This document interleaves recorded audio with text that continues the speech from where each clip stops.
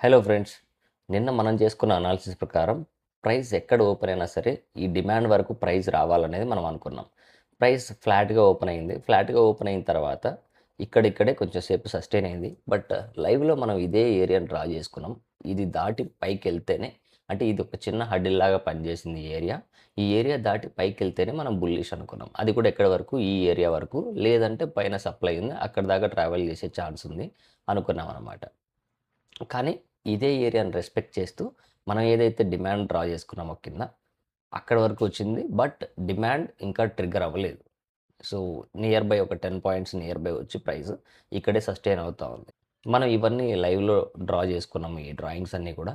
ఇవన్నీ మనం లైవ్‌లోనే ఎక్స్‌ప్లెయిన్ చేసుకున్నాం. అండ్ క్యాండిల్ బై క్యాండిల్ చూసుకుంటూ వచ్చాము ఇక్కడి దాకా. ఇక రేపటి విషయానికొస్తే స్టిల్ ఇవి వాలిడ్. అంటే ఈ సప్లై ఏరియా ఆల్రెడీ ట్రిగ్గర్ అయిపోయింది. సో, ఇది తీసేస్తాను. ఈ సప్లై కాదు. ఇక ఈ పైనున్న ఏరియా మాత్రం స్టిల్ సప్లై అనమాట. ఇప్పుడు ప్రైస్ ఇక్కడికొచ్చి డైరెక్ట్‌గా గ్యాప్ అప్ అయినా ఇది సప్లై లాగా తీసుకుంటాను నేను. ఎందుకంటే ప్రైస్ కొంచెం కిందకొచ్చేసింది కాబట్టి మేబీ ఈ ఏరియా కాదు. ఈ ఏరియా కొంచెం సప్లై లాగా యాక్ట్ చేయొచ్చు. అండ్ ఒకవేళ పైకెళ్తే ఇది కూడా ఈ ఏరియాని కూడా మనం చూద్దాం. లేదు ఒకవేళ ఇక్కడే ఫ్లాట్‌గా గాని, చిన్న గ్యాప్ డౌన్ గాని అయిందంటే ఈ ఏరియాలో ప్రైస్ ఎట్లా రియాక్ట్ అవుతుందన్నది చెక్ చేసుకొని, మన సపోర్టింగ్ క్యాండిల్స్ ఏమైనా చెక్ చేసుకొని ఇక్కడ బై ప్లాన్ చేయొచ్చు. ఎక్కడి వరకంటే ఇక్కడ, ఇక్కడొక సప్లై ఉంది. అండ్ ఇక్కడొక సప్లై ఉంది. ఈ 2 సప్లైల వరకు ప్రైస్ ట్రావెల్ చేసే ఛాన్స్ ఉంది. ఒకవేళ కంప్లీట్‌గా ప్రైస్ గ్యాప్ డౌన్ అవుతూ ఈ ఏరియా కింద కానీ ఓపెన్ అయితే నేను బేరిష్‌గా ఉంటాను.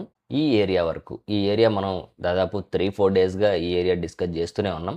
ప్రైస్ ఇక్కడి దాకా రావాలి. అంటే ఈ గ్యాప్ ఫిల్ చేయాలన్న ఉద్దేశంలో ఈ ఏరియా మనం మాట్లాడుకుంటూనే ఉన్నాం.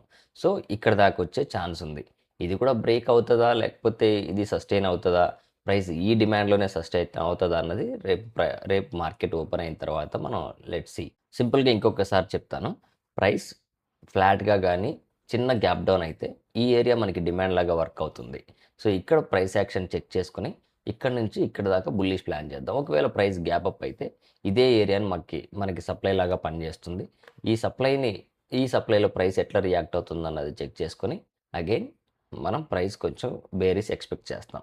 లేదు కంప్లీట్‌గా గ్యాప్ డౌన్ అయిపోయింది. ఈ ఏరియా కింద ప్రైస్ ఓపెన్ అయిపోయిందంటే, ఇక్కడి నుంచి మళ్ళీ మనం ఏదైతే 3, 4 డేస్‌గా డిస్కస్ చేసుకుంటున్నామో గ్యాప్ అని చెప్పేసి, ఇక్కడి దాకా బేరిష్ ఉంటాం. ఇక్కడ ప్రైస్ ఎట్లా రియాక్ట్ అవుతుందన్నది చెక్ చేసుకొని, ఇక్కడ బుల్లిష్ ఆర్ బేరిష్ ఎట్లా ప్లాన్ చేస్తామనేది మనం లైవ్‌లో డిస్కస్ చేద్దాం.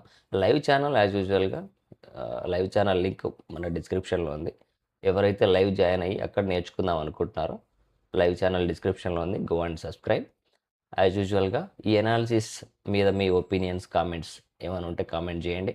అండ్ లైక్ అలాగే మన తోటి ట్రేడర్స్‌కి గూడా మన వీడియో షేర్ చేయండి.